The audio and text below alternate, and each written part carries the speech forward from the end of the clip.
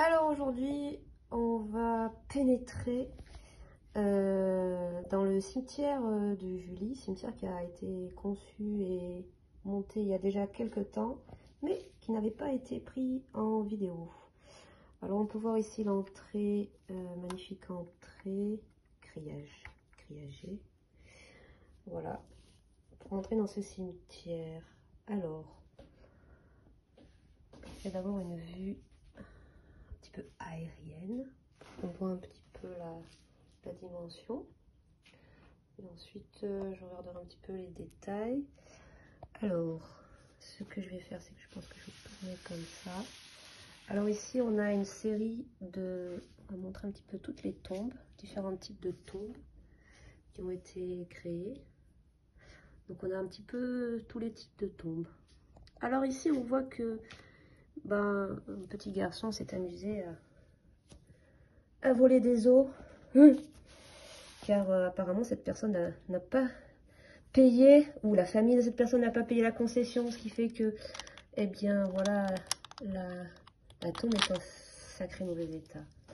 Différents types de tombes. Ici on a alors un espèce de système assez étrange. Voilà, je pense que c'est un artiste contemporain qui a voulu voilà, faire une espèce de sculpture à base d'os. Alors est-ce que c'est de bon goût? Je ne sais pas. Mais en tout cas c'est là et ça a sa place. D'autres types de tombes. Ici, oh mon Dieu, que s'est-il passé? Alors là, c'est, voilà, étant donné que ce cimetière est composé d'une partie humaine et d'une partie cimetière pour animaux ici, et bien parfois nous avons des animaux qui s'échappent du zoo voisin pour aller voir leurs congénères. Et ce qui est le cas de ici, Kiki le koala, qui va être récupéré par son maître animalier, enfin, je ne sais pas comment on dit. Voilà. Bon, il y a quelques animaux qui sont là à demeure, hein. Ce sont les habitants comme cette magnifique grenouille, ce magnifique petit oiseau bleu. Et alors là, on arrive dans la partie cimetière animalier, avec voilà, la tombe de Chloé le chat, morte trop tôt, avec son petit maître qui lui amène une petite balle. C'est un peu triste, mais voilà. Et de la même façon, nous avons ici la tombe de, je ne sais pas, car il n'y a pas le nom sur la tombe, mais en tout cas, on voit que là, il amène, comme il faisait chaque matin, un petit bout de pizza à son chien décédé. Et cet os est démesuré.